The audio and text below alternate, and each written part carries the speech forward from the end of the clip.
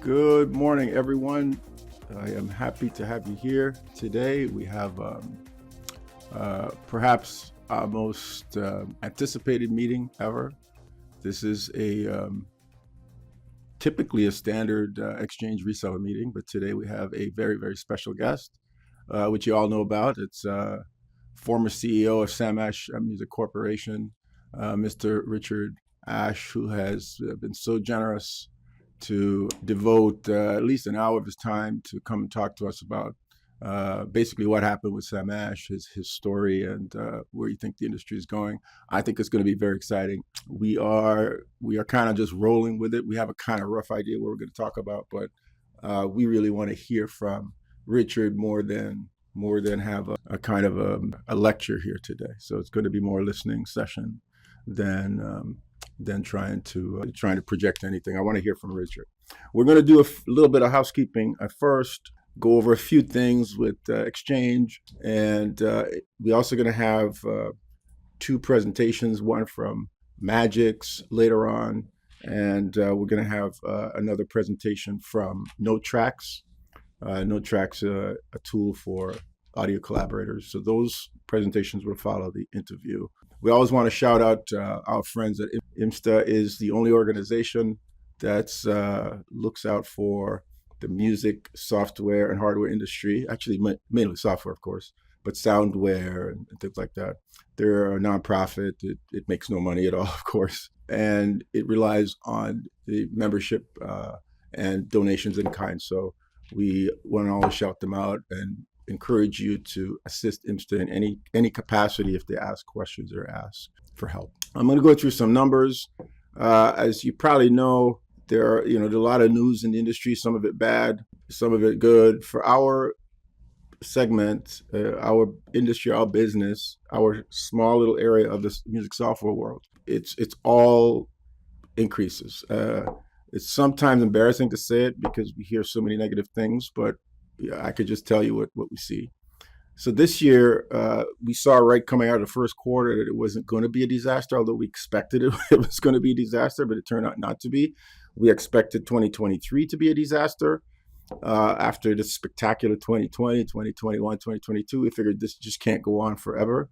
But actually, 2023 was a very good year. So you just keep waiting for the balloon to come down, but it doesn't. It just keeps going up. So as of right now, nothing has changed from the last time we met. This year's trending year-to-date 7% up. If you look at the sliding scale last 12 months versus the previous 13 to 24 months, it's up 12%. So I don't know what to say except the software industry and selling software as codes, meaning inventory, is probably still the best business model we have for the whole industry as a whole. Okay. You can't. This is like I like to say, it's better than drugs. Okay. If you look at a quarterly sales, this quarter we have some projection algorithms. We are pretty confident in saying that this year quarter three is going to be a record quarter, not by much. If you notice, last meeting we told you that Q2 of 2024 has been the biggest Q2 that our marketplace, our section of the industry has ever seen.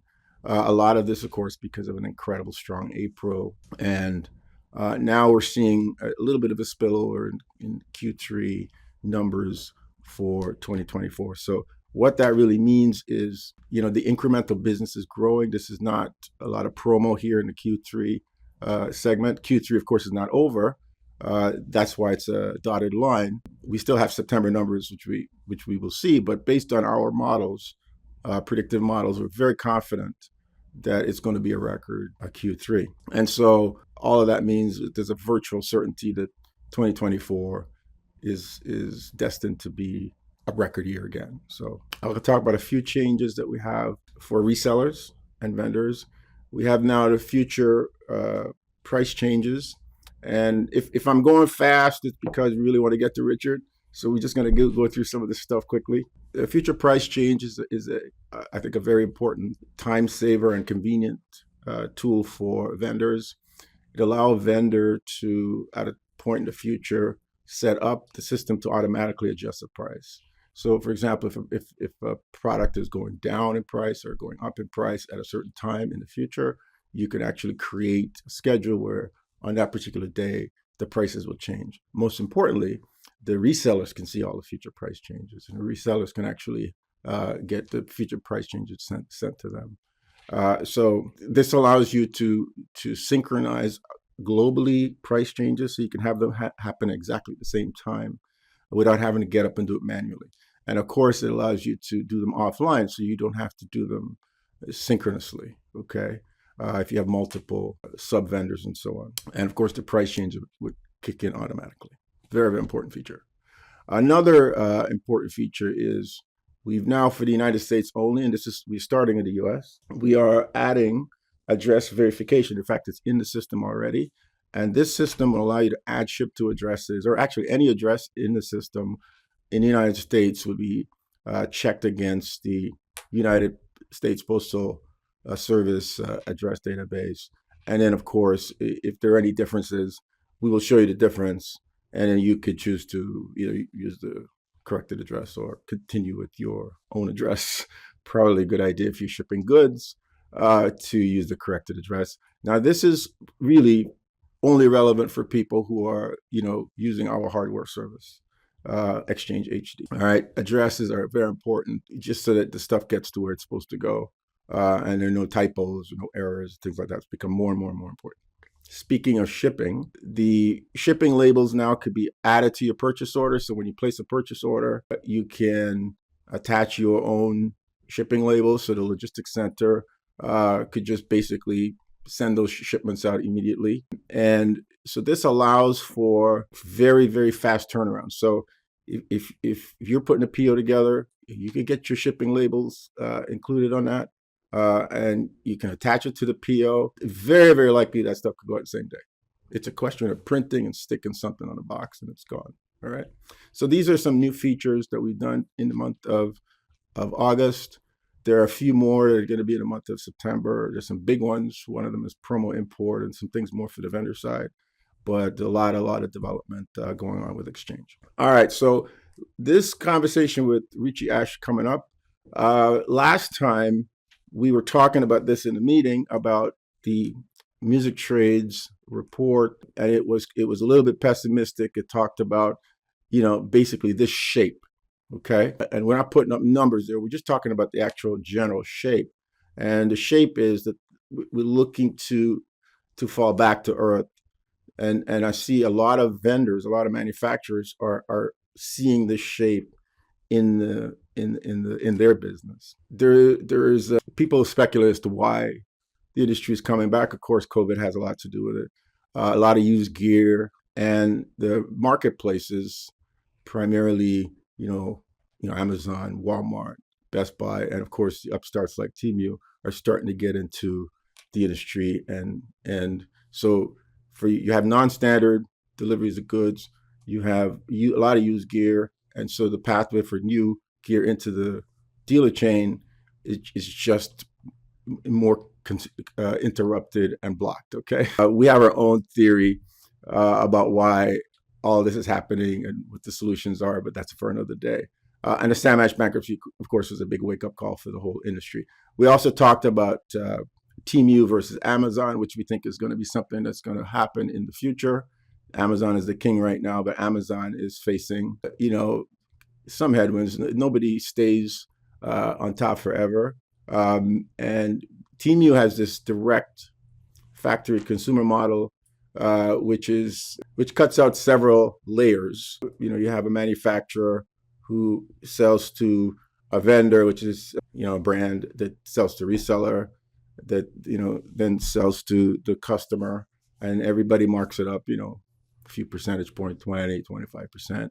Well, with the Temu model, it's just basically from the manufacturer straight to the end user, creating massive multiples of price reductions, not just percentages, but multiples of lower pricing. So in that vein, I think we're right on time here. I want to bring in Richard and talk about Sam Ash. Sam Ash, of course, for those of you who don't know, very quick, it started in 1924. originally was band and orchestra, but in the 60s, it went into combo, electric guitars and things like that. And then in the 1990s, it went across America with SamAsh.com and mega stores and stuff. So anyway, without much further ado, let's get split the screen and get Richard on here. Richard, can you hear me? Yeah, I can hear you. I'm about 2 minutes late, man. I promised you 10:10, but and I raced as much as I can, but we got you here. So first No of problem. all, thank you for taking the time to come here and to kind of expose yourself to my questions and to all the people who are watching today. So I really appreciate it. You don't have to do this, but man, we're happy you're doing it. Well, this has been my whole life for 50 years or so or more. And, it's all I know. It's all I do. It's, a pleasure to be able to tell Okay. people what happened. Now, before we get into all the stuff that happened, you and I go back to what, the early 90s, right? I think so. Yeah, down on 48th Street. And those were good times, man. I mean, you remember all those great gear we had? We were making money. People were lining up around the store. That's the first time I saw you. You had black hair, big curly hair. You're always around the store, but you looked like a kid at that time. I was. I mean, I was probably I was in my 20s. Yeah. Those days, obviously pre-internet, there were like two music stores that were worth a shit. It was, Sam Ash and Manny's. There was no Guitar Center on the West Coast. There was no internet. And we had a handful of stores in the area, maybe 5 or 6 stores on the East Coast. And Guitar Center at the time maybe had 10 stores on the West Coast. And we never really competed on any level. And products started coming out in all categories, brand new vendors. And we took chances on some of this stuff. And the customers were, really, we on 48th Street, you had a lot of jingle studios and stuff like that. These guys were looking for the latest and the greatest that came out. They just come in the store and look for whatever we had that was new. You and I were talking about the emulator, and I was Keyboard Magazine just had an ad saying "Play a Turkey," and I had I to pick actually, up the phone. Okay, that was the actual I ad. remember that ad. I remember that. Okay. And I pick up the phone and I called, I can't remember his name. And I said, "What is Play a Turkey?" And he goes, "It's a sampler." I said, "What's a sampler?" And he explained, I guess I'm out of the screen now. Yeah. Okay. There we go. Yeah. Let me put you in Yeah. full screen. And he explained it was called the emulator, and it was a sampler that you could, it was $8,000 at the time. And I said, well, that's a crazy amount of money. And we got him in, and we couldn't keep him in stock. And similar things happened with Roger Lynn and the Lindrum. I think the Lindrum had a huge effect on the music making world because it really did sound like a drum, and it was easy to use, and it was $2,500, but kind of anybody had to have one. And he never really took the company beyond the Lindrum. And it's still obviously used today. I guess it was bought by Akai, but it was still used today. And then the Prophet 5 came out, and everybody and his brother for some $3,000 had to have one because it was the first polyphonic analog synthesizer. And people would line up at the door when you could get one. All this stuff was made in the United States of America, believe it or not, when things were made in the United States. And it was a very different world. And then you had Oberheim. They came out with the first, they weren't, I think they came out around the same time. Oberheim came out around the same time as sequential circuits that made the Prophet 5. This stuff was extremely expensive. What Of about the course, DX7? You remember the DX7? The well, lineup for that? DX7 was the first digital keyboard to come out.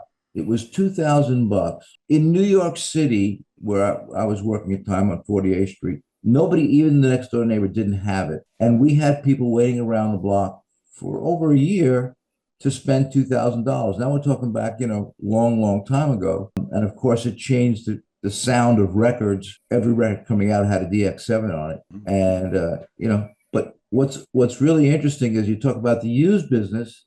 All of this stuff is worth a fortune today. You get your hands on a drumulator, or your hands on an original, monophonic mode or prop. Any of these things are worth a ton of dough. So the used market, even for what we would consider obsolete technology, is huge. And companies are running to make analog products today to sound like the products of the 90s, whatever. But we Which were is, making money back in those days, well, Rich. we were making money, but we had, 48th Street was a block of music stores, and some people weren't making money because we started with one store and we worked our way up to six. And eventually we've actually bought Manny's because it's still very, very difficult in a place like New York City because the cost of rent was so damn high that it was very difficult to make a profit. We had six storefronts on the block, and each storefront had like three floors above it because where are you going to put all the inventory? Very different times, and kind of a somewhat of a monopoly considering I think the biggest competitor we had besides Mandy's next door was Washington Music Center, and I would always argue Washington Music Center is in Maryland. How could they be a competitor? But they actually were very, very aggressive on pricing back in those days. I think that, yeah, rest in peace, Robert Levin, Chuck Levin. Yeah, we go back, We go to back a long ways, man. we go back I a long ways, and we yeah. watched. We took some chances. I was just reading something the other day about Keith Barr. It came up on my Mhm. Facebook thing that I had said, "Rest in peace to Keith Barr, who died about 12 years ago." And Keith Barr was a genius. I mean, he came out with, HR 16, man. Remember that? The HR16. ADAT, all these Well, things. ADAT was a later, obviously was huge. It changed the world of recording. But prior to that, he came out with the first drum machine that anybody could afford that sounded fantastic. Yeah. He and his H drum machines were inexpensive. One of his biggest categories was this thing called digital reverb. There was no affordable digital reverb. There was a lexicon that every studio had for $10,000. If everybody remembers that product, the young yeah, remember that product. 224, Yeah, 224, if you 480. want Yeah. reverb, it's 10 grand. And they came out with a bunch of reverb products. Probably the biggest selling one called the Quadraverb back then, which kind of sounded like the real deal, and it was a fraction of the cost.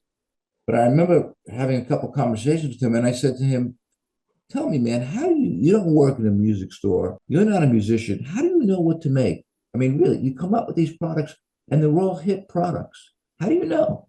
And he goes, "Isn't it obvious?"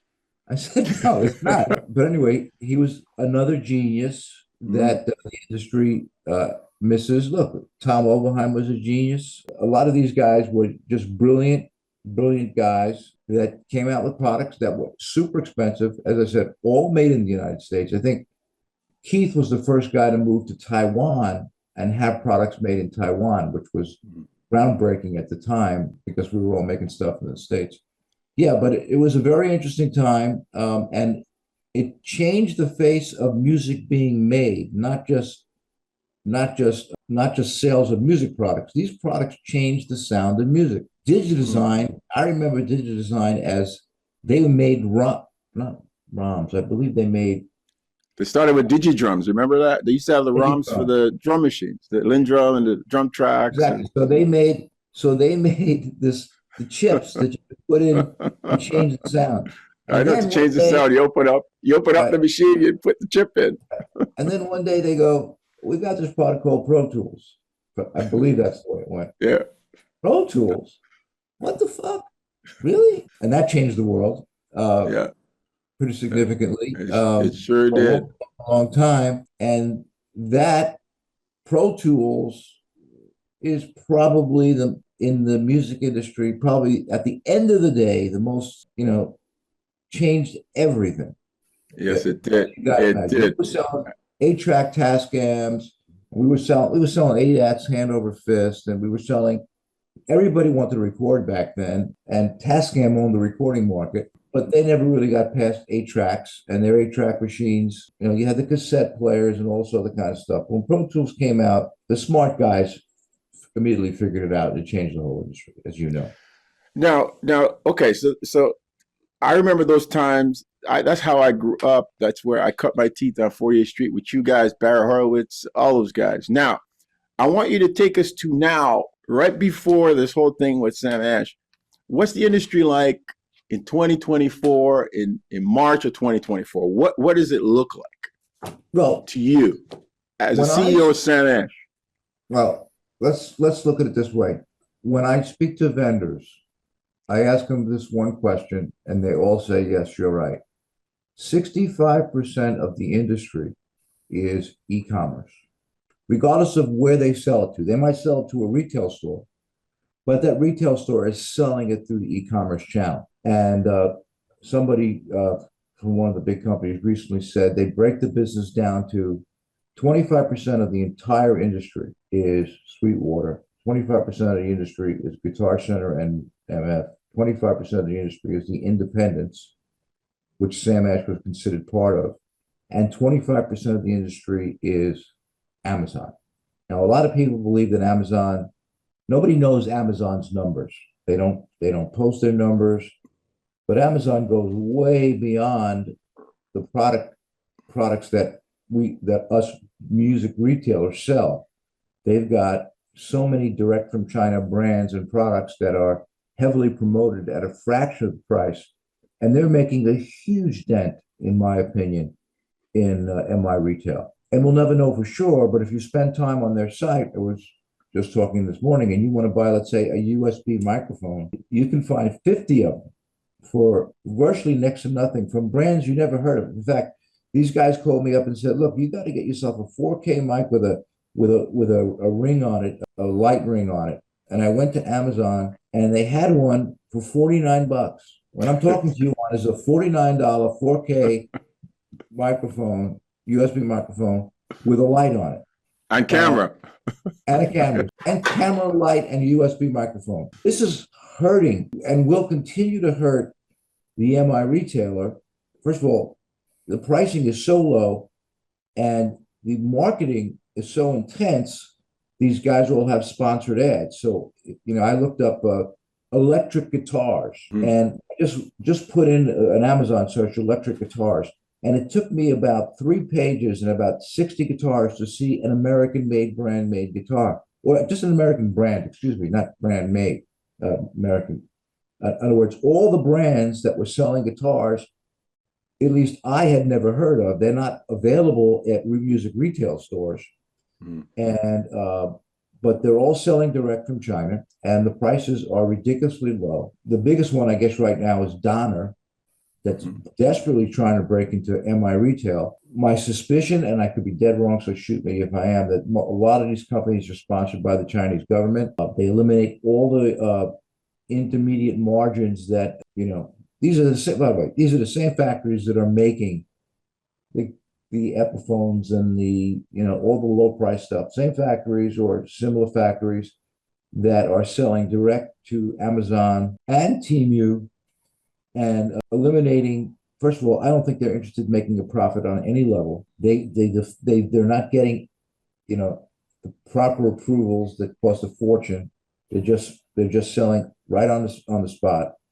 A lot of the stuff, not Amazon, but that Temu is selling. If you're familiar with Temu, is counterfeit. Now, Richard, sorry to interrupt you. Are you saying that Temu is actually selling guitars now? Oh, absolutely. No, it gets Really? deeper. If you want to buy, well, I showed everybody. I should we got to put them full screen. So I'm a guitar player, and I own 100 guitars. So the other day, I see a guitar. This is what can you see it here? I see it that looks really, really nice. I said, wow, that's beautiful. And look at the Looks inlay. like a Gibson guitar. All right. And it didn't say Gibson on it. It just showed the guitar with the headstock, right? With the Gibson logo just not there. This guitar is $300. Okay. Now, Wow. as a guitar player, I've got Les Paul Customs against the wall. Don't get pissed off at me, Gibson. I love you guys. But this guitar is about as good as a $4,000 Gibson. Okay. They'll hopefully get caught. But if they don't say Gibson on the ads, it just says guitar. Actually, they advertise it as a 6-string, an idea. It's a 6-string electric guitar. That's all it says. 6-string electric guitar, and they don't show the head. They don't show the name on the top. That's all there is to it. You got to figure it out for yourself. Anyway. So okay, let's just be straight here. Do you believe that the same people that are making the original brand products are making these same products and selling them on I their own brand? Well, first of all, they're totally not the same product, but first of all, they're totally allowed to sell stuff under their own brands. Let's not Mm. use this counterfeit as an example, Okay. but let's just talk about they're making stuff. Very often it doesn't even say the brand. It just says, but they've got multi-effects processors and they've got almost every accessory that you could dream of buying for a guitar, much larger selection of things that you think they would never carry, like humbucking pickup covers and wrenches and knobs and every facet, both Amazon and Temu, that a real guitar player would buy for a fraction of the cost. And look, it's as customers come to realize that these guys aren't playing around. In fact, they are kind of like playing around because I don't believe that they're making a profit on it. Selling on the Amazon platform, selling on the Temu platform, and the pricing is so cheap. It's all free shipping on top of that. Amazon keeps it in their local warehouse. These guys have some in the U.S. and they have a bunch in that come from China, and you have to wait a couple of weeks for it. But they're not missing. You'd be surprised how extensive the selection of guitars is. No brand names, but how extensive the selection of guitars is on a site like Temu. Amazon has everything. Okay. So in this kind of environment, if I have a little store in, Kansas City and it's been in my family for 60 years, what's going to happen to me? Well, see, this is the interesting thing. You might be better off than somebody like a Sam Ash.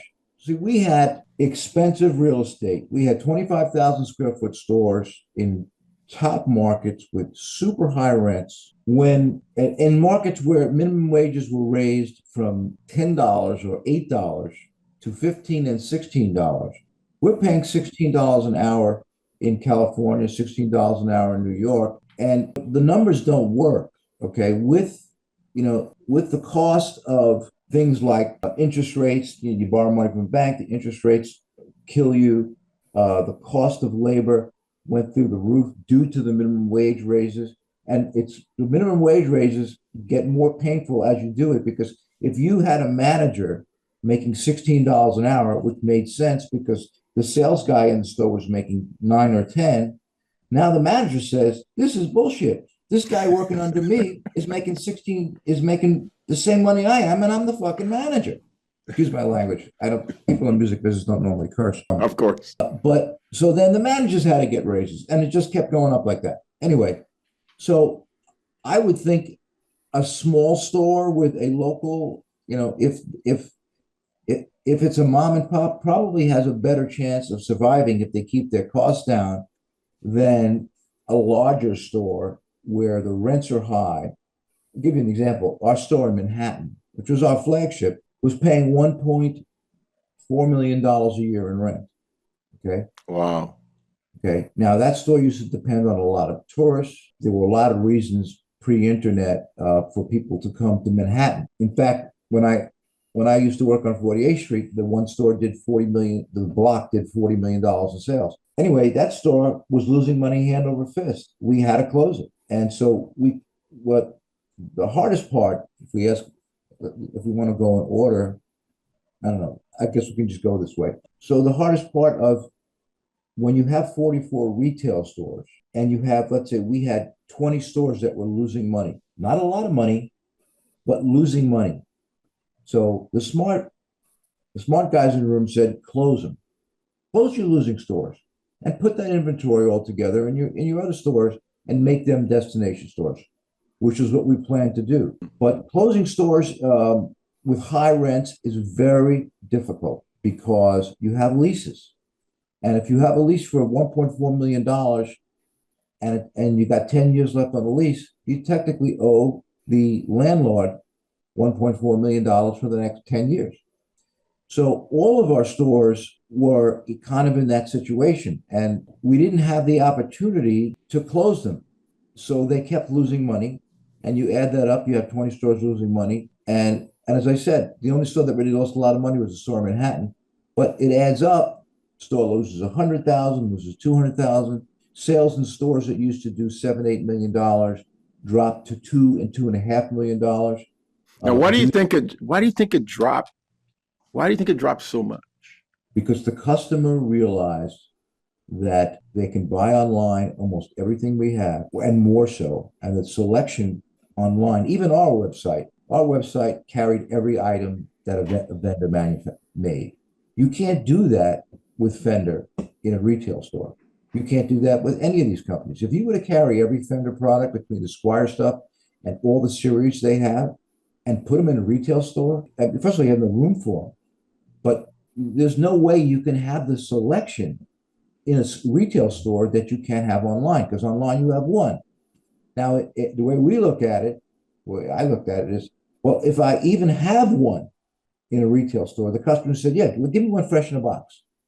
Well, it was impossible to have one Martin D28 out and have a backstock on it, let alone Taylor, let alone Paul Reed Smith, let alone the Gibson line, let alone Epiphone, let alone just keep going. Ibanez, all these things that you could have one of everything online. We had 4 distribution centers. We could easily handle that. But the retail stores became less exciting because you can't have that selection.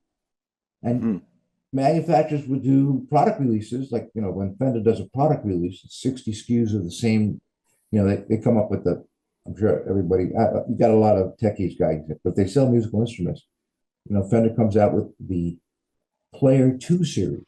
And the Player 2 series is not one guitar. It's Stratocasters, Telecasters, precision basses, jazz messers, Jaguars, duo sonics in 7 colors with different configurations. And so you look at it and you say, well, okay, so what does it cost to have the new Fender Player 2 series? And it's 70 guitars to have one. Okay. So, but then the kid comes into the store and says, where is the new Player 2 series that I saw online? It can't be done. So the stores become, unless you're building a destination store, which was my dream to do, is close all the losing stores and have destination stores that would have this incredible selection where people would come and see the product and try it. I still believe, when I talk to people outside the business, they're saying, you guys don't have a problem with the internet, right? Because people want to play guitars and try guitars. I said, well, that's conventional wisdom. And as a guitar player, it makes total sense to me. But nobody seems to give a shit. So when it's time to buy a $3,000 PRS, $3,000 Taylor, $3,000 Martin, $3,000 Gibson, they buy it online. Okay. Because as a player, okay, I'm sorry. So okay, I got to stop you there, because what stopped Sam Ash from like going out and owning the internet, right? Like, I mean, you heard a guy named Chuck Schurock, right? He just had one place. So were there anything that prevented you guys from like having samash.com just be like the destination on the web? Well, let's put it. I know this is kind of a tough question, but I didn't promise you easy questions. Let's get this out of the way. Yeah. Chuck Schurock is the Jeff Bezos of the music business. He's so brilliant and such a visionary. I mean, first time I met him, he tells me, we call customers on the phone and we have a thing called a CRM. I said, what's a CRM? He goes, customer, relationship management. I said, what are you talking about? I mean, he was pure. By the way, this is pre-internet. This was, he had the business that he built, absolute genius. And so nobody can come close. Nobody can come close to his 600 people online calling customers, which is totally amazing. Nobody can come close to his marketing efforts. We know what Google advertising costs. I don't know what he spends, but it's got to be 20 times what we spend. So the question was, and we had this decision to make. What business are you in, Richard? Are you in the e-commerce business or are you in the retail store business? Well, I said, I want to be in both. Well, easier said than done. How do you have a great store and a great internet site? We had all the inventory we had on the web. We had everything. We bought everything. We stocked it in our DCs. Where we fell short was we didn't have the 600 people making the outbound phone calls. We did have a database of 800,000 customers in our Salesforce database, but the real killer was the brilliance or I have to say, the pure marketing spend that Sweetwater put into the equation. Because if you go to Google and you Google anything, and getting to the point where if you Google a toothbrush, that Sweetwater will come up in the top. Now they come up. So if you put in anything, they just take the whole top line is all Sweetwater. So let's say you never heard of Sweetwater and you wanted to buy a guitar or a keyboard or a drum set, and you just put into Google drum set. Okay, this Sweetwater company must be something. They're everywhere. Mm-hmm. So they built on that and built on that and built on that and stayed with that format. Smart. They said we'll never open a retail store. I tried to sell them our retail business, and they laughed at me and just said, "We never want to be in that business." I said, "Sure you do. You want to open stores. Stores are great, especially." Anyway, they didn't want to do it. They're brilliant, brilliant, brilliant guys. I'm shocked. I'm sure that Guitar Center is trying to figure out a way to catch these guys. But Sweetwater, I don't believe I believe it's just a brilliant, brilliant model, and is so far ahead of everybody else that, and it's amazing, by the way, hats off to Chuck, that he could leave the company and that the predecessors could carry on the legacy and the company continues to roll. Kind of like when Steve Jobs left Apple and so on and so on. Jeff Bezos left Amazon, and they're still rocking. So whatever happened there, but that's when I say that Sweetwater's 25% of the industry. I think most of the vendors would probably agree. I mean, that's part of the reason we could not compete on. And look, the fact that they photograph and set up every guitar that comes into the front door is incredible. That's the cost of that alone. Photographing it, serializing it, all of that, all the things that they do. You probably know this. Everybody should know this. I think about 8 years ago, Sweetwater didn't sell guitars. That's right. They didn't. Okay. Because Chuck is the original keyboard guy. Kurzweil, right. All that kind of stuff. Not selling guitars. So when they went into the guitar business, we said, how are they going to sell guitar? They are now the #1 guitar retailer.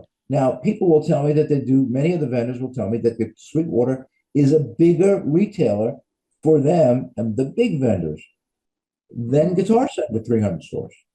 Okay, how is that possible? I don't know if it's true or not, but that's what I've been hearing from the vendors. From their mouths, it says Sweetwater's our biggest customer. Well, I could reiterate for a lot of our brands, like in the software space, they are the biggest vendor. Well, yeah, I think they're the biggest in most every space. Maybe not drums, but then again, nobody's really big in drums. Except for the drum shops. But back to because I don't want to get on a whole thing about Sweetwater. Sweetwater, we can hire them to be on their own show. This is about Sam Ash. So now, what about COVID? How did COVID? Because COVID was supposed to be a real nightmare, but on some levels, some parts of our industry really popped up, right? Well, here's what happened. What happened to Sam Ash? COVID was an interesting thing. The desire for product went through the roof. Okay, you couldn't keep a studio monitor in the store. You couldn't keep a keyboard in the store. You couldn't keep anything. We were sold out of everything. The vendors were caught by surprise. Sweetwater brilliantly either saw it coming or just had the inventory to handle it. But within the first 3 or 4 weeks of COVID, we were out of everything. We had nothing to sell. Our sales plummeted, and then of course they closed our stores. So we had 44 stores closed for almost 2 months, and we had to basically put everybody on. Put them on full screen. Sorry, go like this. Anyway, so it killed us. The vendors were completely caught by surprise and didn't have the stuff on order. And since everything is made in China, which is the truth, they had to go and order the stuff, but it takes 90 days to 120 days to get goods from China. Retailers and manufacturers over-ordered because they all thought that this is never going to end. The music business after COVID and during COVID is a new world today. It's the new paradigm. Everybody wants to play the guitar. Everybody wants to play the keyboards. Hey, here's one. Interfaces. You couldn't find an interface anywhere on the planet. We were flying them in from Focusrite and paying and they couldn't even get them. Focusrite actually was one of the better shots to come up with interfaces. But anything that was even close to an interface was sold out. Mm-hmm. You couldn't get anything. Anyway, so how did we come out of COVID? So we're all got huge orders in. Some of the vendors got creamed when the merchandise started coming in and the business came back to normal. We didn't really get creamed there. What we did get was we got $10 million from the federal government for whatever the PPP, was it called that? PP loans, yeah. Yeah, which helped us greatly at the time, staying afloat considering we were closed for 2 months. The merchandise started coming in. But what we like to say is COVID taught the customer that buying online is the way to go because that's the new paradigm.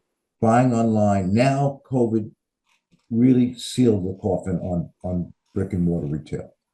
So we believe that after it happened, our stores started sinking, and we were seeing drops, precipitous drops in sales in many of our stores of 15%. And I would say, what the hell is going on? What happened to the customer? We don't know. They're not coming in the store. They're shopping online. And of course, there was a period of time after COVID where we opened the stores and we did have very little inventory. And the customers were disgusted. They came to a store, there's nothing here. Why would I ever go to that store again? They don't have anything. Mm-hmm. They don't understand the particulars of the industry with when the merchandise is coming in and all that kind of stuff. Mm-hmm. So we lost a ton of ground there. But probably the thing that, say what led to the insolvency of Sam Ash was really based on the banks we dealt with. We had, I don't know how many retailers are on this call or whatever. We had an asset-based loan and we had one for 30 years. We had a lot of inventory. We owned a lot of our inventory and the banks lent us on our inventory. We were with Wells Fargo and we had a great deal with them. And when we had this bad year or bad year and a half of sales. What years were those? Very recently. 2022 and 3? And 2023, correct? Yeah. And they said, we're not comfortable, so we'd appreciate you finding another bank, okay, that will take on the loan, okay, because we're not comfortable. Very conservative bank. We were always with them 25 years. They put us with, I'm not going to ever mention the name of the bank, with a bank that was really not interested in giving us a asset-based loan, but was really interested in liquidating our company, which is the last thing we wanted to do. We thought the plan was, and I announced the plan embarrassingly to all my vendors, that the plan was to close the 24 stores that were 20 stores that we were going to close, take that inventory, put it in the existing stores, and have destination stores and a better website. These guys, this particular bank, decided they found some loophole in the language of the 80-page document or whatever it was that said, oh, if you don't do this by this date, which was like 6 days after we signed, we have the right to liquidate your company. We have the right to not give you any more money. So let's say we were bringing $3.5 million a week in. We were only allowed to pay vendors. They would not, excuse me, we were only allowed to pay our employees. Mm-hmm. And immediately not vendors. Not vendors. They stopped it. Okay. Now, this was embarrassing me. I love these vendors, and I've dealt with these vendors all my life. And they said, we're not giving you any money because we're liquidating your inventory. They had a 13% interest rate. We can make more money liquidating your company than we can just charging 13% interest. So very shortly, business was actually okay. And money was coming in, and we could have kept going. They decided to, they put us in default, and default allowed them to no longer fund our vendors. So all of a sudden, not a nickel went out to any vendors, and a lot of vendors got ripped off by this particular bank because there was no need for it. It was not necessary. We had a plan to close those stores and to do all these things, and the idea of this loan was to get us through that.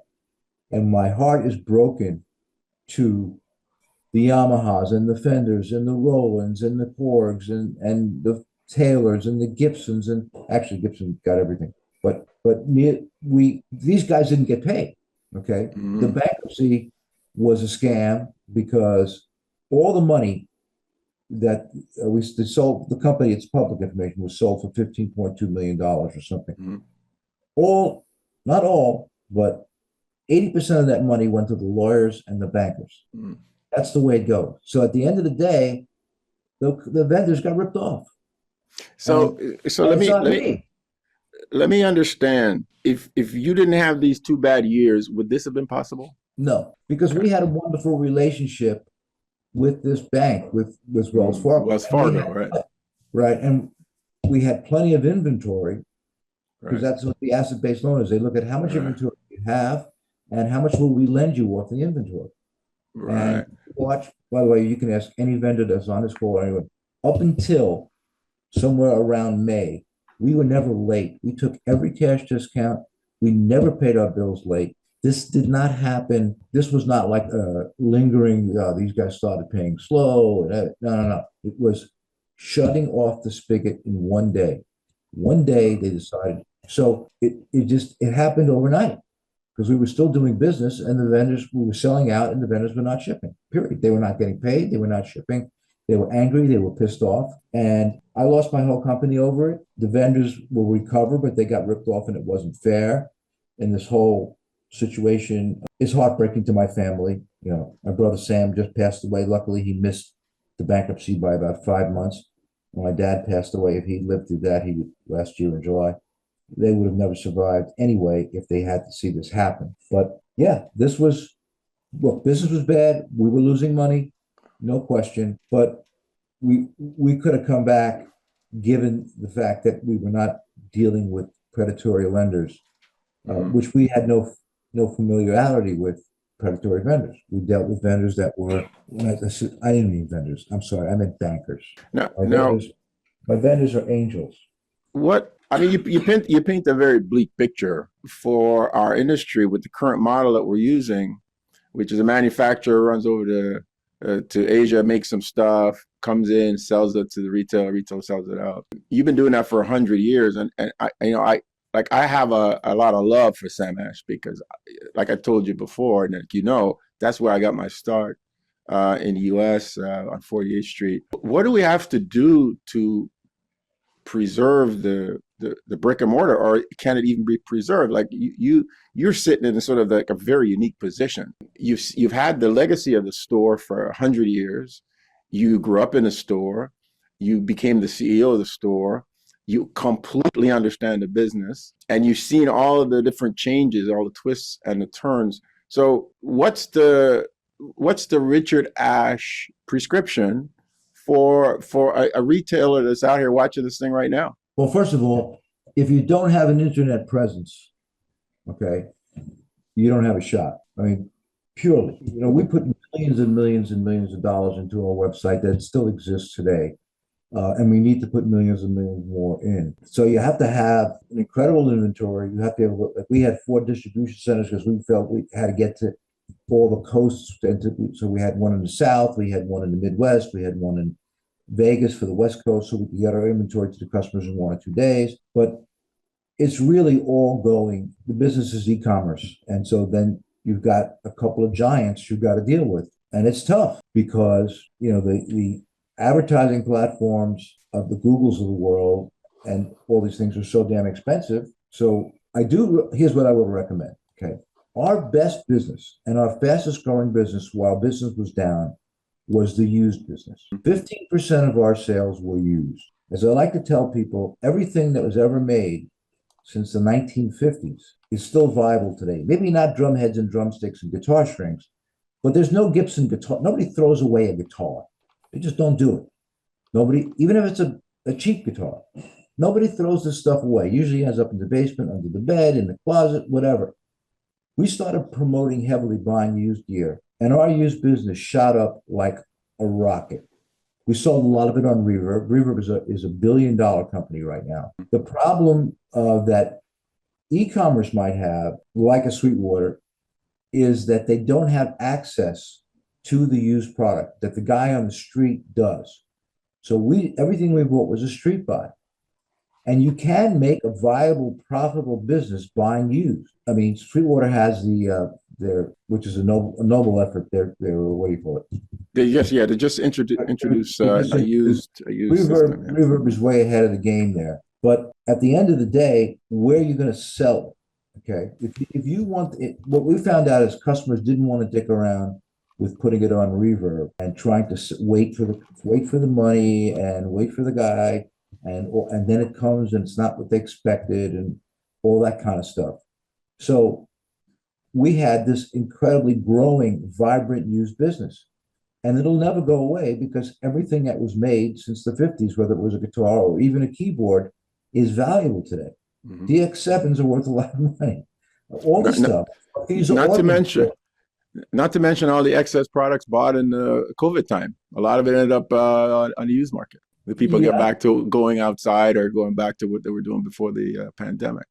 Right now, I saw something that I thought was kind of offensive, is that Fender has now opened up a used store on Reverb. Now, if anybody, guess what? Fender doesn't have used product because they don't have stores, so it's not really used. They call it used. They're whatever they're doing, let them do what they want to do. But the selling direct model. Now, we don't know how, every vendor sells direct now. Some are successful, some are not. Fender is extremely aggressive. I get 2 emails a day from Fender offering me discounts to buy direct from them. But everybody else is selling direct. So that makes it even more dangerous for the brick and mortar guy. Now, even the small e-com guy.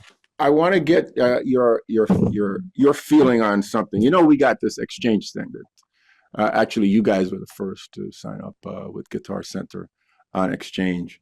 I'm just curious why that didn't happen for you guys, like the way it did for some of the other companies. And then what do you think? What were some of the because we see it with some retailers, right? Is there some retailers that could do it quickly? Some retailers have something that's preventing them from doing it quickly. We always get the excuse that there is no IT resources. Their system is not compatible. They don't have the right this or the right that. That's true. What do you think? What was the reason that you couldn't? Because we sold 2.5 million transactions on his system, right? So how come you didn't catch? What prevented SAMH from catching 500,000 of those? We had IT problems getting it into we have 2 systems. We have our GERD, which is a point of sale that works directly with our Magento website. We totally blew it there. There's no question. We all know we blew it. Every time we get a cost back from a series of vendors, what would it cost to integrate your platform to us? It was too expensive, and clearly, I'll take responsibility. My mistake. John Moe, the buyer, was all for it. Obviously, we lost a lot of sales because of that. Mistake, absolute mistake. Okay.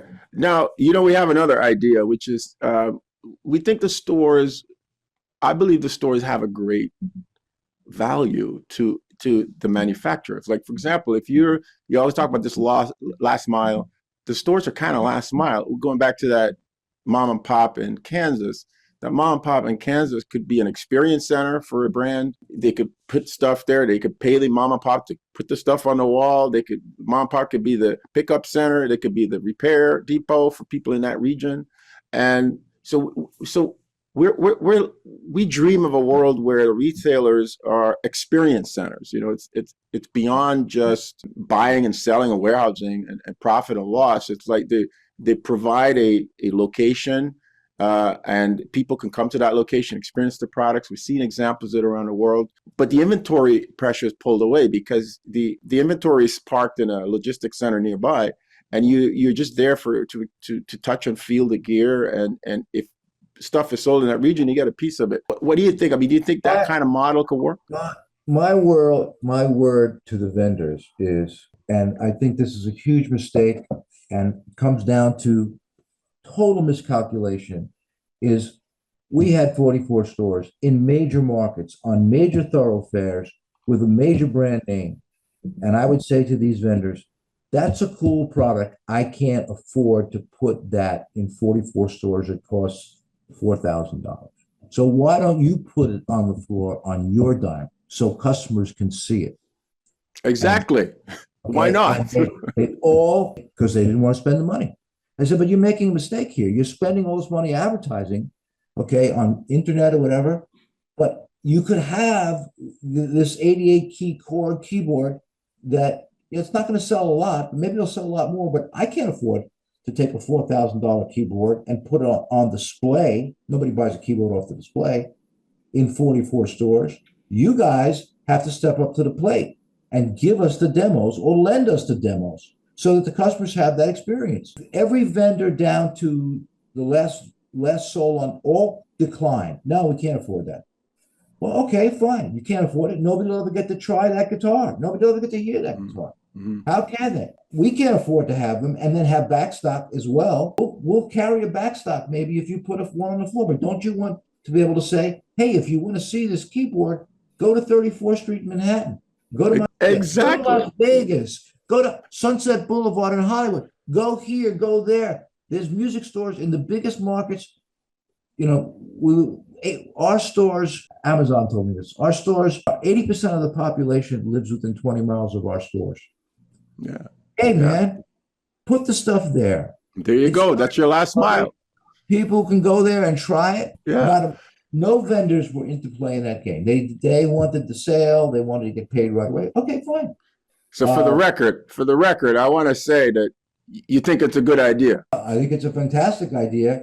And I think the vendors are counting their pennies backwards and really not thinking it through, because there's a lot of products that fail simply because nobody ever saw it. All right, I got another thing to throw at you. All right, and this is my pet peeve. Now we're really getting personal here. Now, are there too many products? Why the hell do we need 700 different types of microphone brands? Don't you think we got too many people going over to China and making stuff and just bringing it back and dumping it on the retail channel? Honestly, absolutely. Do we need that many product brands? Absolutely. How many not. speakers are there? How many powered speakers are there in the Sam Ash chain? Well, we didn't carry everyone that was there, but a lot of them, we didn't carry. We only carried the premier brands. We carried QSC, JBL, what's that company? Electro Voice, and Bose. We didn't go beyond that. But I would say there's way too many guitars. I would think, because these companies live and die off this thing called MPI. If anybody ever heard the term, it's called New Product Introduction. Most of these companies that we're talking about are owned by investment bankers, right? So Fender is owned by an investment bank. Gibson is owned by an investment bank. I can go through the litany of a lot of these companies. Roland is a public company. They've got to perform. So how do they perform? They sit down with the board of directors. We just came out with this new series of the same series we had before, and we're going to shove it down, shove it down the dealers' throats. And I think eventually the dealers are going to go, wait a minute, man, we got, like I said, this Fender Player Series 2. The Player Series 1 didn't sell. So why did you come out with the Player Series 2? Did they do any research? Does anybody do any market research? Is anybody asking for the 2 and the 3 and the 4 and the 5 and the 6? I doubt it. I think this is all about maybe sitting at the very top, somebody deciding we need to have more product out there because we know that there's a certain amount of dealers that will buy at least everything we make when it comes out. So we fill that pipe until the dealer, and we spend a lot of money on marketing. So we do a whole marketing thing. We get this stuff, and you have to have it in your store on Tuesday because the launch is Wednesday. So you have to order it now, and when it gets there, boom, it's going to sell. The problem with that is after Wednesday, nobody gives a shit anymore. So yeah, there's too many products out there. Companies are trying to grow their businesses, no question. They don't have a choice. In many cases, it's their jobs that are on the line. That, business is not growing. What do you got up your sleeve? Okay, let's make this. Let's make that. What's selling from another company? Yes, of course. I don't know what you can do about it, but they're in business to make money, and they're in business. And when products slow down, how else do you grow it by trying to come out with something new? Maybe it'll be hot, maybe it won't be hot. In many cases, it's not. And the dealers, in many cases, are saddled with that inventory of, we bought it, it's new, they promoted the shit out of it, and then all of a sudden it's old news. And will they take it back? No, never take it back. Will you give us markdown money? No, we will not give you markdown money. So you shove this shit down my throat and you expect me to just sit there and, just wallow in my own crap and sell it below cost. That's happening a lot more every day. And I would think it's really more of the guitar companies doing more and more of that. Much easier for a guitar company and the keyboard companies, as you know, the amount of technology and what's the word, engineering that goes into making a new keyboard is a lot different than making a guitar in a different color. But yeah, they're trying to grow their businesses, and they're trying to grow their businesses on the backs of their retailers, and they do not treat their retailers right. And the distributors too. Don't forget the distributors. It's just the distributors, the bank. Yeah. Listen, man, we could go on. I mean, I think Anybody want to ask any questions? I'd love to answer. I think we open it up right now for questions for Richie. Richie, I could call you Richie, man. I don't have to call you Call me Richie. I Richie. know you as Richie, man. I know you as Richie. That's fine. I'll take So it. if you got questions, just type it in the chat, please. Richie is not as busy as he used to, but he's still busy. Yeah. If anybody needs an old broken down CEO to run their business, let me know. Just type your questions in the chat. Let me see what we got here. Can we take SAMASH stores and create multi-brand experience centers? Oh, okay. Somebody here, somebody's asking to do the experience center thing, but let's see if you got any questions, guys. Just type them in the chat and we'll go. While we're doing that, Richie, what's it like now, man? You used to get up, you have to go deal with this big corporation. What's your day like now, man? I'm learning what it's like to be retired, and it's different. What I'm doing is I'm going to a lot of doctors now as I get older. So I got a million ailments that I'm dealing with. So, so I'll get through it. I still miss the business. Did you get any other company from the industry interested in buying out SAMASH? Were there any outside? Inside the industry, no. And I approached everybody, but we had a lot of bidders from outside the industry, but nobody inside the industry, quite frankly, wanted to deal with brick and mortar stores. The consensus out there among investors and other people is we don't want brick and mortar, unfortunately. Here's another question. What's the craziest in-store celebrity story? Maybe you could tell him about that time you had to ask Stevie Wonder to leave. Even I know that story. But he would come into the store and check out, keyboards, and get there like 3, 4 o'clock, bring his daughter and his bodyguard, whatever, keep playing. We used to close the store in those days about 6 o'clock. And this guy just loves to play so much, which is obvious because if you see him at an amp show, all he's doing is playing. He can't stop. And so he's playing his ass off and just, doing great things, whatever. And it's 7 o'clock. We'll close the store at 6. And then 7:30. And now it's like 8 o'clock. And I live on Long Island and I was working in the city. And I said, Steve, I hate to do this to you, man, but I got to go home. I'm leaving. That's one of the stories. Yeah. Would you ever start another business or invest in others? Yeah, possibly. I realize how, when I look at our business and I realize how capital intensive it is it takes a lot to think about because starting a business from nowhere and can be very, very difficult. In fact, the people that have purchased this Mexican company, Goner, that has purchased Samson Technologies and the SAMASH website is having a difficult time even getting vendors to sell them. So it's tough. Here's another one. Do you know what the plans are for the future of SAMASH, despite you not being involved? And who from the old guard is staying on? They got rid of most of the people since there's no stores. They kept Barry Horowitz, who's 76 years old, and they put him in charge of, which is always in charge. He's executive vice president of purchasing, and he's calling up the vendors. And my son Derek, who ran the e-commerce, is still running the e-commerce. But that's about it. I mean, a couple of buyers, but a lot of buyers left. So we'll see. Okay. But it's without the stores, it's a very different company. And we closed 2 of the distribution centers, so we only have 2 distribution centers right now. Now, if anybody wants some great stores, we have a bunch of stores that that are empty, that are set up as music stores that the landlords would be glad to rent them to you. Throughout the SAMASH store, this is the last question, and we're going to wrap it up because we got to bring in the vendors after this. Throughout the SAMASH history, what was the item you sold the most quantity of? If you have to elect just one, what was the most successful product, you think? A lot come to mind. I can't, things like ADATs, things like DX7s, things like, there's not, Korg M1. What about the Korg M1? That was a big seller. Korg M1 was gigantic. There was a number of huge products over the years that were really, really big sellers. And then, I need more time to sit down and do my homework and go through it. I'm sure there's a million things that I missed, but those were some of the back in the day of the biggest selling products. And I lied. I'm going to give you one more question because this one kind of sounds interesting. What do you think about AI and the future of music equipment? Great question. I don't know the answer to that. I'm sure that it will have a profound effect, but I don't know at this point when it will happen and what kind of products it will end up in. It's going to start writing music, I understand, which is interesting, and we'll get to the point where it's producing music. What it'll do is get rid of all the musicians and just use AI to do all the composing and the recording and all that. How's that? That's probably what's going to happen. Okay. And I got one last question, bro. How many guitars you have, man? 50 or so, yeah.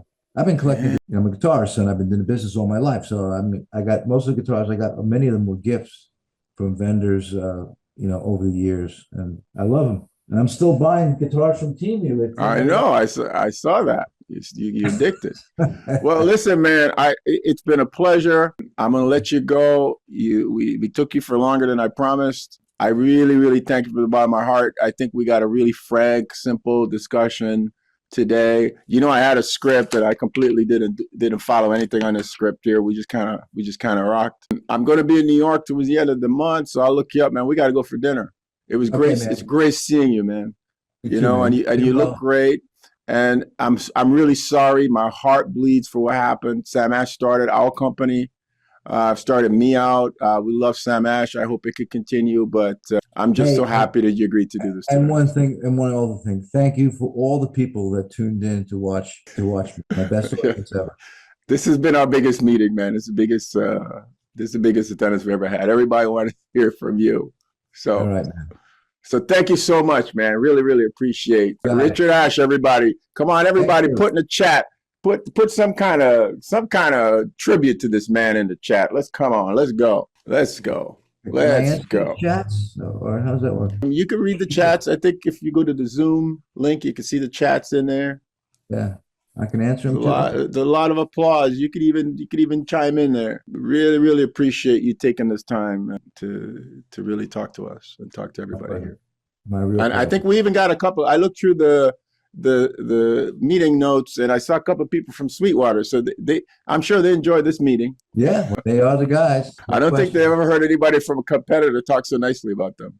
Yeah, well, they're amazing. Yeah. And hats off to Chuck, man. He's a brilliant man. Yeah, Jeff Bezos. I have to remember that one. Jeff Bezos of our industry. Absolutely. All right. All right. Take care. Thank you, Richard. Be good. All right.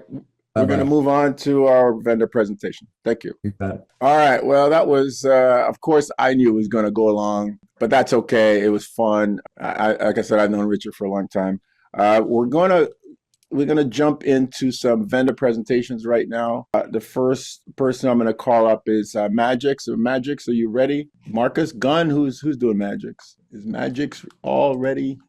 Well, this is Gary from MAGIX. Gary. Marcus is here. I'm not sure if he's having trouble with his. No, I'm here. This Zoom just freaked me out. I went from Teams to Zoom, and I got completely backsided there. Okay, I'm here. All right. So you guys are on, man. Let's see what you've got. You've got a good crowd here. So let's hear it. Welcome, MAGIX, everybody. I'm Marcus Gunn, and together with Gary Rebholz, myself, I'm VP Sales and Business Development in North America. I look after the channels here in the Americas. I'm based out of Toronto. Gary Rebholz is the Chief Product Officer, and he is based out of Madison, and he is the individual who represents and manages Vegas. Okay, well, Ray, appreciate you and the team, Music Marketing Exchange, as well as IMSTA. It's one big family for us. Appreciate the opportunity for Gary and I to quickly speak to the the reseller channel. You mean an awful lot to us, and we hope that we can reintroduce for those who are familiar and not familiar with us, who we are and what we represent, and why are we pitching a NLE, a non-linear editor, or a video editor to the MI channel. What we're talking about today is Vegas Pro. Vegas Pro, as with MAGIX, it's a brand and a product provider that has been around for more than 25 years. Why would we pitch an NLE? The genesis of Vegas Pro comes back in the days of Sonic Foundry, and then went to Sony Creative Software, and then it came full circle back to us. And we've been continuing to develop Vegas Pro since we acquired it from Sony Creative Software back in 2016. Vegas Pro started out as a DAW back in Sonic Foundry, and two guiding principles that Gary and the team had then and continue now with the Vegas video editor is that when we looked at all the existing video editors back in the day and continue to be around today as well, is that we wanted to turn the video editing on its head. Digital audio workstations were relatively straightforward in terms of where you begin and end in creating a project, and that went on into Vegas Pro. So anyone who's familiar with a digital audio workstation would find themselves right at home at Vegas Pro. But why Vegas and a video editor for the MI channel? You're an artist, a band, you have an audience and a public that wishes to see you, whether it's through social media, whatever promotions you have to engage and retain your following audience. So this is why we maintain that MI channel, and we would like to work with MI channel to sell this product. Intended customers, content creators, filmmakers, film producers, it runs the gamut from those who make their livelihood in social media, professional filmmakers like the likes of McGregor, who makes Hollywood movies like The Fall, and then those who work in the small, medium enterprise who produce content. We simplified the product lineup. We just released Vegas 22 on July 29, so it's a brand new release. And we've now got two offerings, Vegas Pro, an integrated video and audio editor. So there's integrated within Vegas Pro's audio editing capabilities. And then we have Vegas Pro Suite at the core Vegas Pro, but we include SoundForge, Acid Pro, the co-developed version of Mocha Vegas from Boris FX. Then we have the Wizards FX Suite and additional content packs. And additionally then for Vegas Pro Suite, we've got the transitional packs, the LUTs packs, the song collections, and then the Studio Box Mark II. New simplified pricing, straightforward. We have perpetual pricing, we have perpetual upgrade license pricing, and we have annual subscriptions. And these are 12-month subscriptions. They do not auto-renew. So if any one of you should sell the first year 12-month subscription to the customer, you have the opportunity then to sell subsequent 12-month subscriptions, straightforward pricing. In addition to these standalone license pricing, we would offer and work with you, the channel, to create attached promotions. So if you're selling a piece of hardware, whatever that might be, or in conjunction with other software, where it makes sense, we would also like to work with you in creating attached promotions. Here's some of the new features in Vegas 22. You'll see that some of them have the denotation of AI, artificial intelligence. Coming back to the guiding principles of we only wanted to create a software editor that is intuitive, delivers on getting the end user into the program so that they know where to begin and get the project started. That was our intentions here with introducing AI, and we touched on it in the conversation with Richard Ash at the very end there. What does AI mean? You know, machine learning existed before AI, and we've been introducing and have had ML and AI functions and features in our products for the longest time. But this seems to be the year of the AI PC with NPUs and whatnot. But Gary and team have made sure that we would only introduce AI features that enhance the individual, the creator's ability to be and remain creative. So these are thoughtful AI features, functions, and we'll conclude this by showing you some of those that alleviate the tedious and replace the mundane. There's nothing creative in taking a 1-minute file at 30 frames per second, that's 1,800 frames, and having to do color correction. So this is where AI would come in. Future roadmap, as I mentioned, we have perpetual and we have subscription licenses. In either case, the customer will continue to get the update from us. This just shows the roadmap as to what is coming still new and ongoing, and driven really by our own end users who tell us this is what we want. This is what would make our lives easier, more productive, and remain in the creative flow. Leave behinds. All the assets that are available for Vegas Pro should be available through XCHANGE. We send regularly out the price list, the monthly and the price list, as well as promotional lists. And we'll be working with XCHANGE to identify throughout the upcoming year. Our new fiscal year starts October 1. as to when we have combined promotional between Magix and the channel, and the windows in which Magix is not on sale at all. And it's in that time that we would like to work with you, the channel, so that you have the ability to sell where against us, Magix. That concludes my quick introduction. I'd like to hand off to Gary so that he can then show you some of the key AI features. Okay, thanks, Marcus.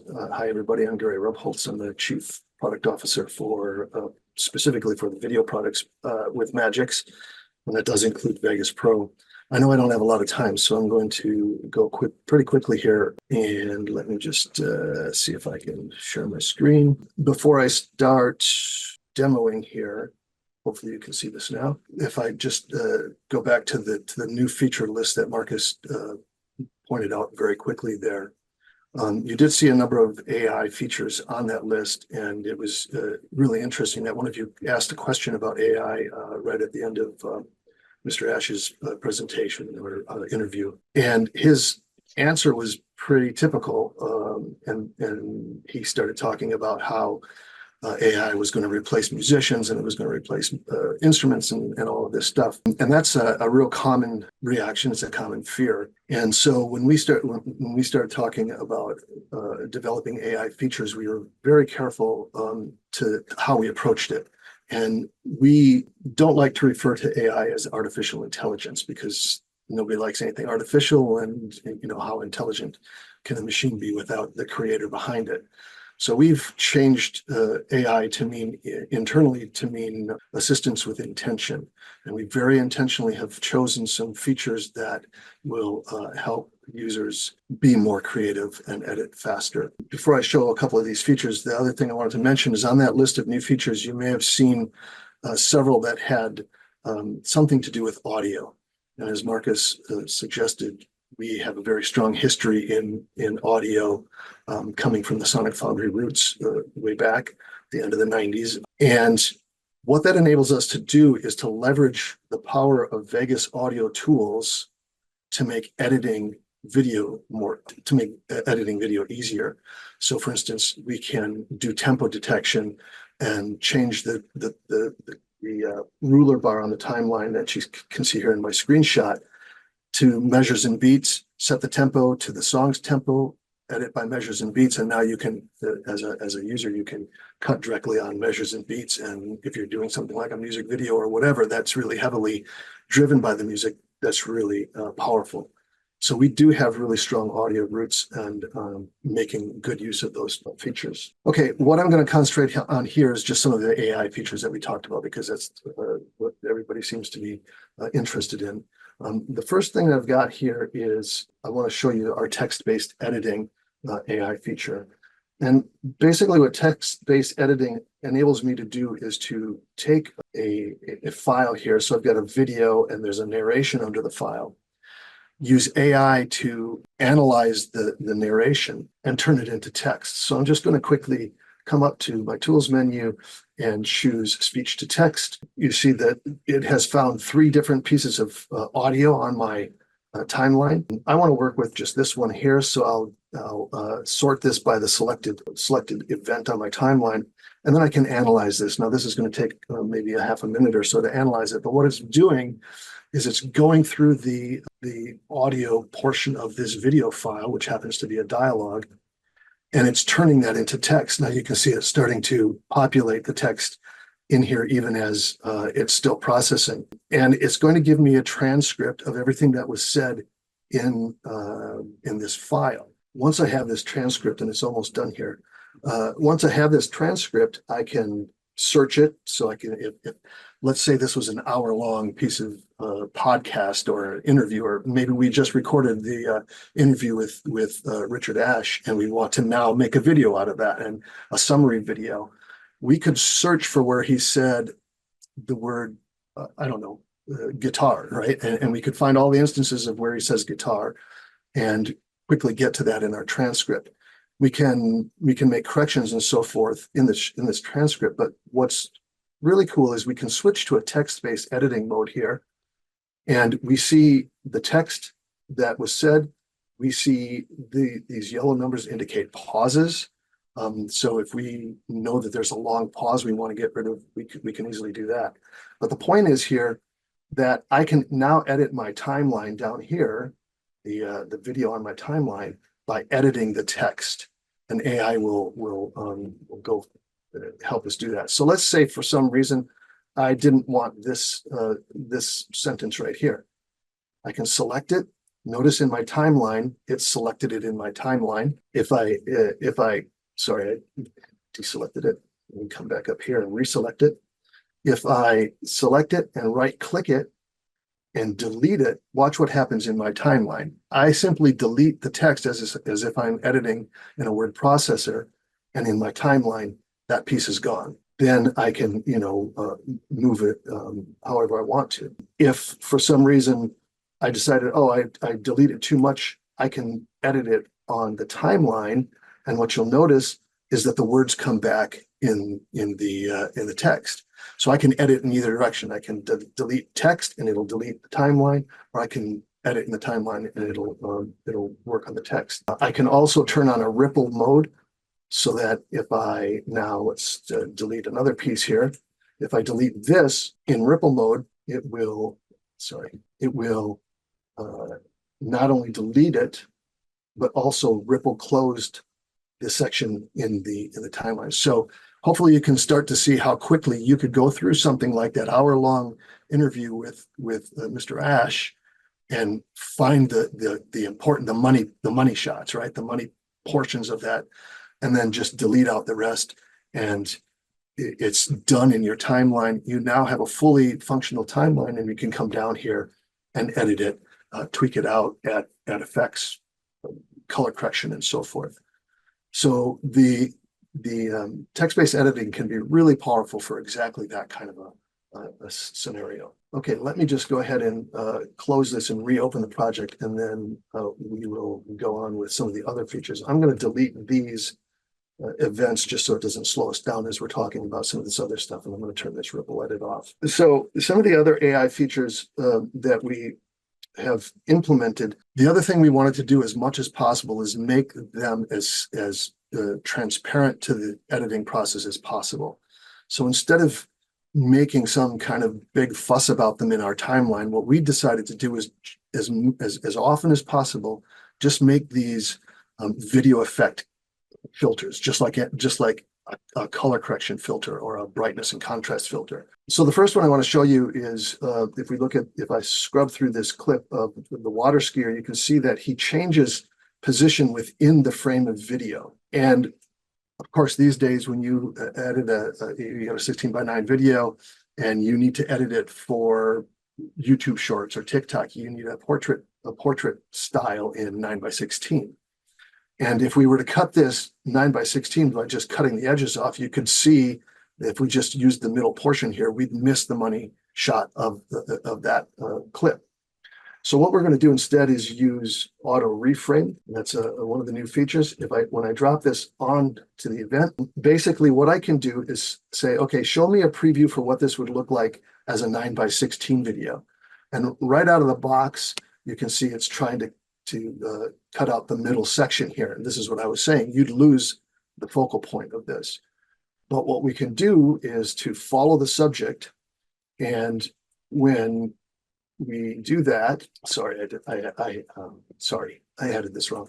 We're going to do it this way. We're going to add it through the menu here, which also adds it as a effect. Now, what's happening on my other screen, you can't see it, is going through all of these clips on the timeline, and it's analyzing those clips to find the portion of the clip that is the important thing. And it's just about done with the last clip here. And when it finishes the last clip, you'll see an interface come up here that we were similar to the one we were just looking at. But now, having done this properly, when I switch to the 9:16 portrait mode, you can see that it's already made an attempt. The AI has already made an attempt at finding the most important piece. It's done better than it did a moment ago. And if I choose to follow the subject, it does even better. It puts it right in the middle. You can see in the bottom here, there's a keyframe controller area.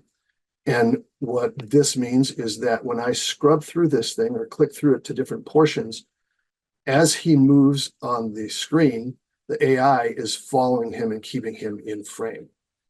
And so real quickly, without having to manually go in there and create different keyframes and follow that motion, the AI has done it for me. And it's done that for every clip on my timeline. I'm just not going to bother showing you every clip, but it has done that. Okay, the next one is our dehaze filter. Here's a nice drone shot of a European city, but you can see that it's hazy. There's a little bit of a smog or a fog or something going on.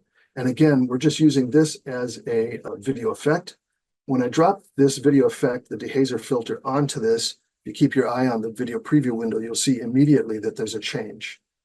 And the changes is it's removed some of that haze and the picture looks sharper now. This is totally controllable. So if I want a little bit of the haze, but not all of the haze, I can lower the amount slider. I can A/B it so you can see the before and the after. Or if I wanted to go crazy with some sort of special effecty look, I could go all the way and remove all of the haze, and you can see the difference that it makes.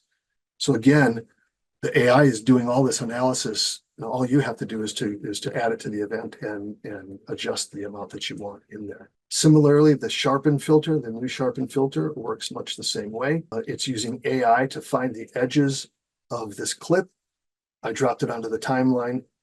If you were looking at the video preview window, you would have seen the results immediately. I'll A/B it here so you can see here's before and here's after. So when you add the sharpener on it, it really take a look at this guy's plaid shirt or the leaves in the background, and you can really see the difference that it's making, defining those objects and so forth. And again, a simple slider enables you to adjust the amount of sharpness you want. If you go all the way, you get this really sharp kind of special effecty look, or you can just be more subtle about it. Okay, the last one is a smoothen feature, sort of the opposite of sharpen. We're using AI to find the edges and preserve the edges, but sort of soften things in general. So if you kind of take a look at this woman's eyes or above her lips, the wrinkles on her face, and we drop this in here, immediately you can see that it sort of smooths things out a little bit. I can A/B it so that you can see the difference and just gives it a smoother look. You can also see the detail in the background smoothing out. Now, if you didn't want to smooth everything out in the background, we have other AI tools that can separate the background from the foreground and make sure that you're affecting just one or the other. Those were introduced in the last version of Vegas Pro. I'm not going to demo those now, but I just wanted to get through this quickly. But hopefully you get the idea that we are thinking about AI, we are implementing AI, but we're doing it very carefully, very intentionally, and not introducing AI just for the sake of AI or a buzzword, but introducing it in ways that can really help customers get their job done either more effectively or more quickly, or both. And with that, I will hand the floor back over. Thanks very much for giving me the opportunity to show this. If you have any questions, I'm happy to answer either live or in the chat. That was a great presentation. I really needed that auto reframe thing. I needed that like a week ago. That is so cool because so many times you need the video tall, right? You need the same video and you can't, they haven't figured out how to shoot it twice with the same camera yet. Exactly. So yeah, that was very informative. So thank you very much. Thank you, Marcus. Happy to be in partnership with you guys. You guys are one of our best partners, and we'll see you down at IMSTA in New York, and then we'll see you in Music China, I think, and then we'll see you over in Toronto again, the IMSTA Fest of Toronto. So thanks, you guys. All right, we move on to Mr. Lau for Kamlesh Notetracks. Kamlesh, you around? Yes. I'm here. Well, there you are. So yeah, the floor is yours, sir. Yeah. Talk to us about Notetracks. What is Notetracks? And it's all yours. Thank you. Appreciate the time. Thanks everyone for being here. I understand that we're probably running a bit late, so I'll make the presentation short and sweet. A little bit prior to, let me just share my screen. A little bit prior to looking at Notetracks, just share with y'all the inspiration story behind it. I am the founder, so it's a small company as compared to the others that we're presenting today. It's a platform that's turned into a way to collaborate on audio as well as video. video. A little bit about myself. I'm a software developer, but I have an early stint in music. I grew up as a piano player playing the keys, and then dived into DJing. And as many of you know, once you get into DJing, you want to make the hit instead of play the hit. So I got into music production. Funny enough, one of my earlier DAWs was Sony's or now Magic's Acid. Love that DAW, and Vegas Video, of course. But yeah, I wanted to get into music production. I started making music. It was never at the level of the folks that I aspired to be like, the Dr. Dre's, the Timberland. And at the same time, my parents wanted me to fall back on something. So I pursued computer science just to have an understanding of how music software was built. And at the same time, I did a minor in music just to pursue my passion. In one of our courses, we were doing an ear training exercise where we were listening to tracks and just reverse engineering what we were listening to. And we were writing down notes referencing time codes. So 10 seconds, the bass comes in, 35 seconds, chord progression change. And this was around the time that paper was going into note-taking apps. So Evernote's note-taking apps were emerging. And I really wanted to be basically, have Cubase is what I was using at the time, and I really wanted to have a note-taking track underneath Cubase. So I really wanted to write a paragraph underneath the waveform. And this is prior to SoundCloud. SoundCloud then existed a couple of years after, and I go, oh, there goes that idea. But I tried to use it for my own purpose, which was reverse engineering popular songs.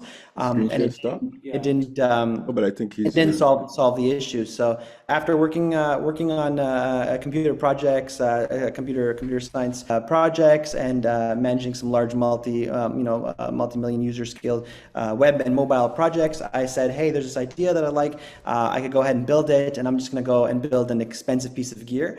And it turned out to be an app that not only musicians started using, but others that are working on audio. So we started off as an iOS app. It was really kind of like the Microsoft Word of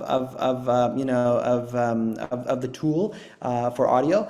And bands started using it not for the purposes of annotating and analyzing music, but they started using it to collaborate. So we would ask our customers, what are you using the tool for? And they would say, hey, we're sending our tracks back and forth to gather feedback and communicate changes that need to be made, which is another form of analysis at the end of the day, but just in a peer feedback setting. So yeah, I mean that got us to getting a web application, a cloud application that's been out for a few years at the moment.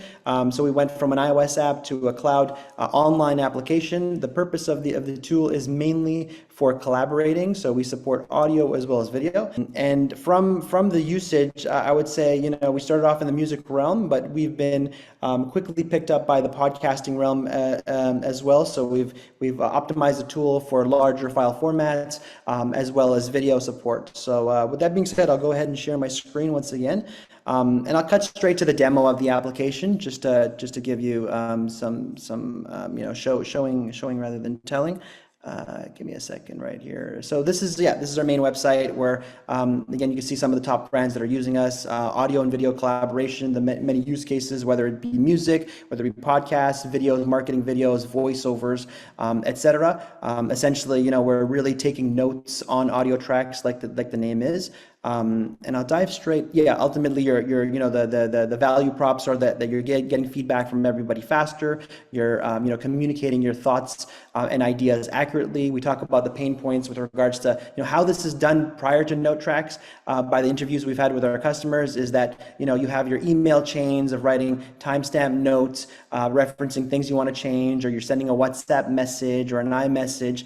Your audio is in Dropbox, your audio is in Google Drive, your notes are in emails or in text messages, you're writing timestamps, et cetera. We've started getting into some editing functionality, not that we want to, again, replace any of the great tools that are out there that do this natively, but in the online realm where you don't need to download anything, you need to make some micro changes. We've started introducing some micro editing tools.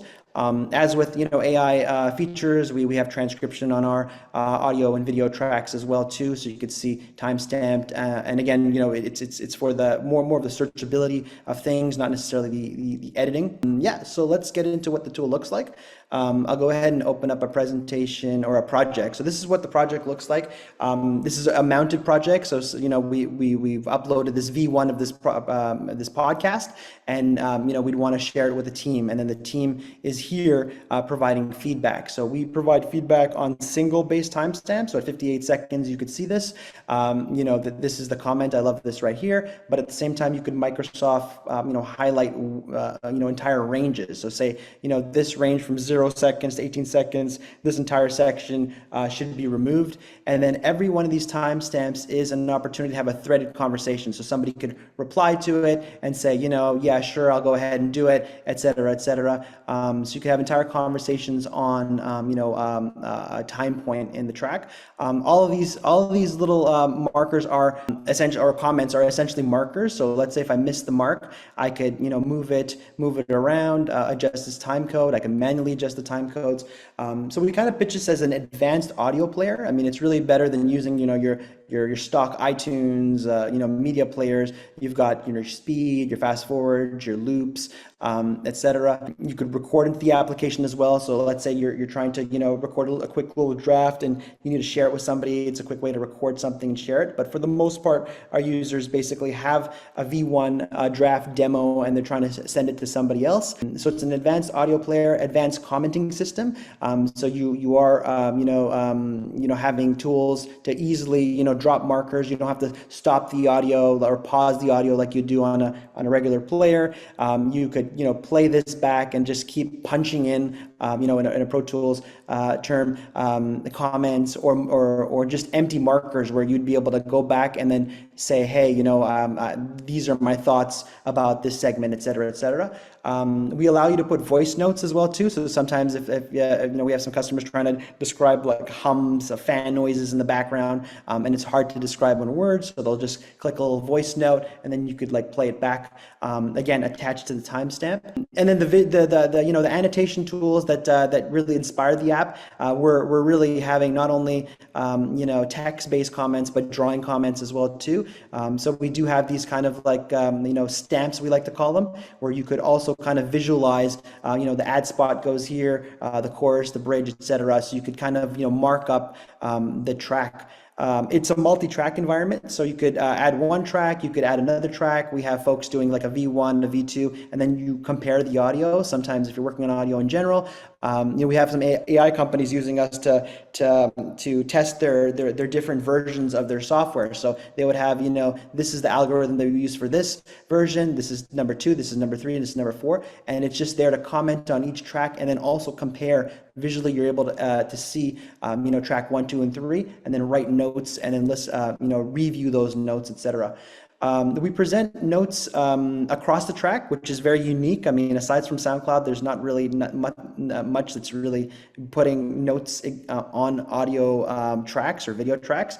But at the same time, if you do like a vertical presentation, you can, have a vertical screen mode where you're able to scroll through everything. Everything that you see is timestamped and is able to be navigated too. So you could, quickly go to 20 seconds, 42 seconds, et cetera, et cetera. And then the last most important thing is to share it. So we make it really quick and easy to share. There's no, nobody has to download anything. There's no logins.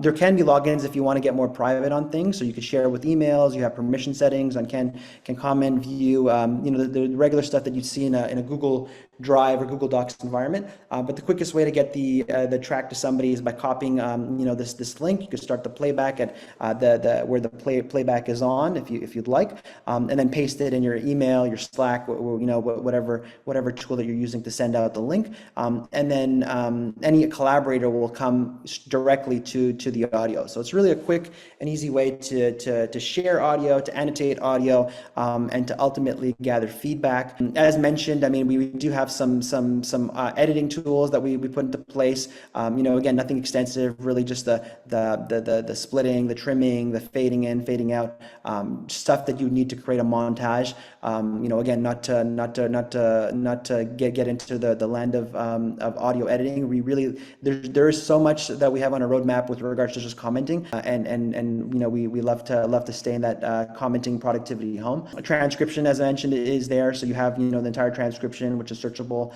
AI generated for multiple tracks. Overall notes, which kind of gives you a Google Docs within your project, and you could also mark things as resolved. So we have obviously with comments, you have your typical emojis, or even resolving certain things like this has been resolved, we took care of it, and then you could filter through what's been resolved, what hasn't been resolved. So really under commenting, productivity, organization, and all within the vicinity of taking your drafts, demos, and polishing up for the final phase, really the post-production side of things. And video, as mentioned, again, once you're done creating your video in MAGIX, you could pop it into Notetracks, and send it over for review and approval. Again, what's unique is that you're commenting on the audio as well as the video frame. Yes, so that's pretty much it. I'd love to open it up for any questions, but it's been great being on Exchange. Thanks for the folks that have added us on the board.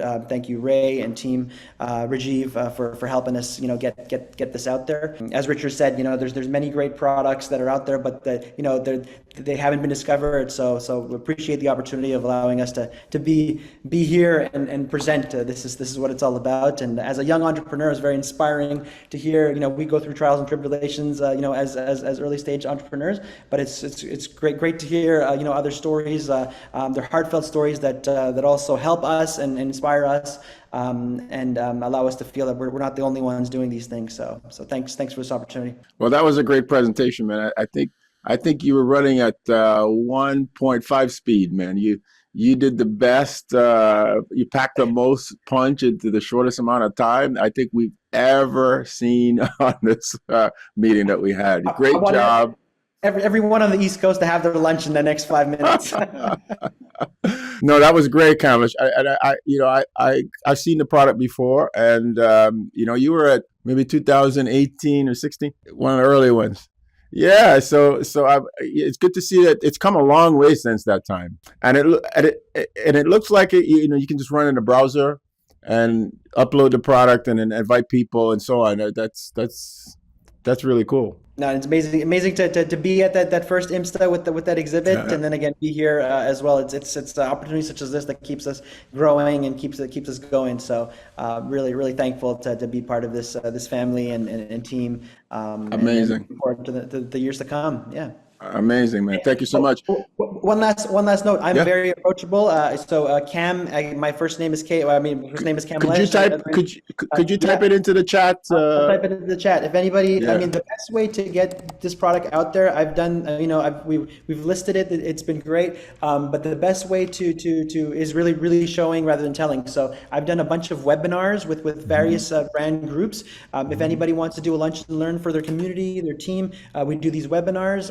And I'm also open to other items, but once folks see it, they capture it and they like to use it. So I'm very approachable for if there's any questions. Cam at notetracks.com is there. Even throwing I'm an old school guy as well, so I'll throw my phone number if anybody wants. Sure. That's not old school. Everybody has a phone. All right, man. Thank you so much. We're gonna close it. Look at that. We did it in less than 2 hours, which is great. It was an honor to be on this presentation. Thank you, Ray, for what you put together today. It was heartfelt and amazing to be here. So. It's tough, man. And I gotta say, I saw that Richie was on LinkedIn, and basically he had changed his information to say former CEO, and at that point I realized that he was out of SAMash, and like I was in my 20s and he was in his 20s in the early 90s, and we were in the same place. We were in and out of those stores on 48th Street, and I was in there selling Cubase, and I used to have to go into Manny's, and I had to go into SAMash. There was no Guitar Center, and I watched him grow up on that street. I was, he was a guy I always used to see,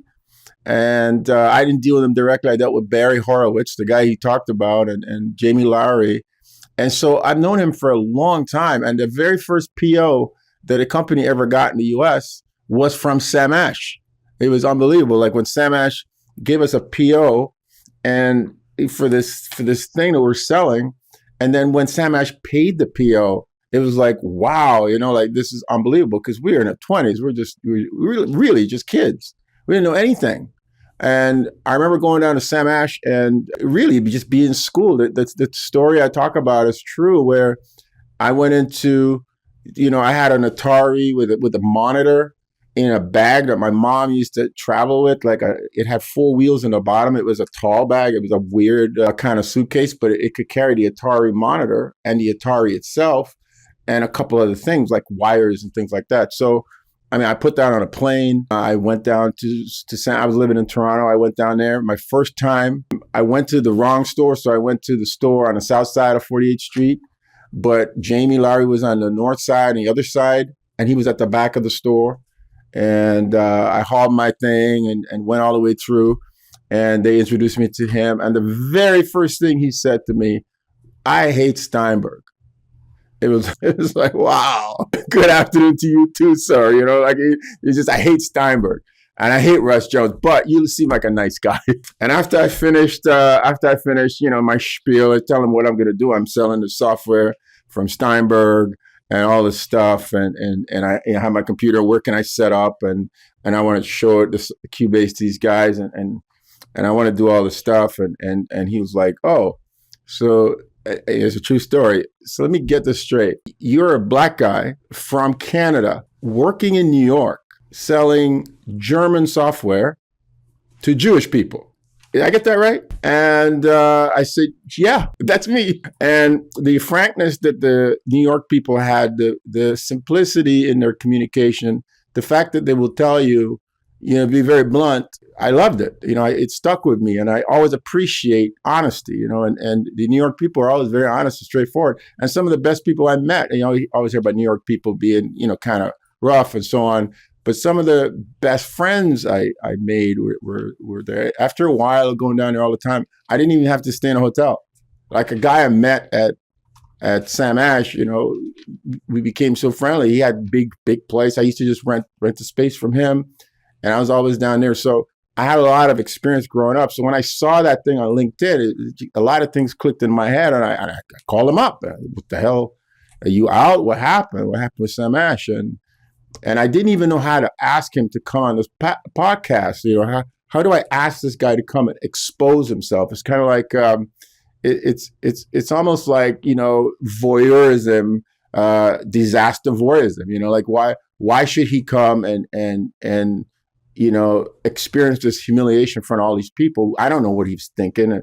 He might not want to talk to anybody, But I told him, I said, you from your position, from where you are, you have an authority. When you speak, you're speaking from experience. You're speaking from, a place that rarely we get to encounter or see. We don't see what happens in the mind of a CEO that's lost a company for 100 years, and we don't get to we read an article years later, right? This is fresh still. So I said, "Come on, man, let's talk." And he said, "Yeah, sure, I'll do it."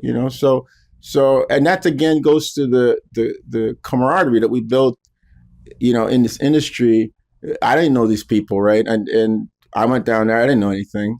But we built this real bond because we all love this industry. We all love the gear. You got to love guitars to have, 50 plus guitars, and your wife have to love you to stay with you if you have 50 guitars, right?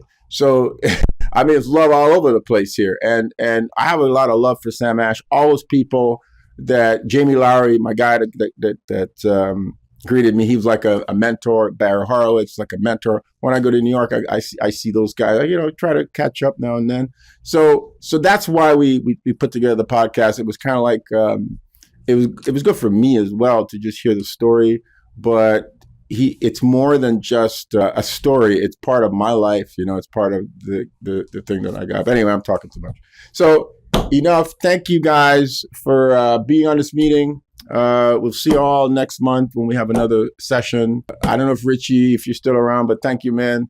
I'll see you when I get to New York at the end of September. We'll go for lunch, and tell Barry I want him to come along as well. So take care, guys. Have a good day and a good week, and we'll see you next month.